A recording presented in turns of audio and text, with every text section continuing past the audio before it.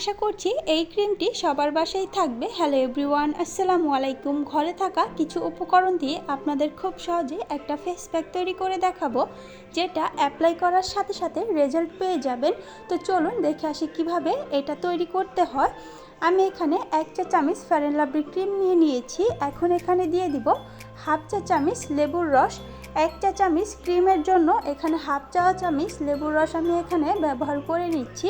আপনারাও এই পরিমাণটা মতো ব্যবহার করে নেবেন। এখানে আমি যতটুকু নিয়েছি ততটুকু একটা ফেস কভার হয়ে যাবে। আমি এখানে দিয়ে দিলাম 1 চিমটি হলুদের গুঁড়ো। এখন এটাকে আমি ভালোভাবে মিশিয়ে নেব।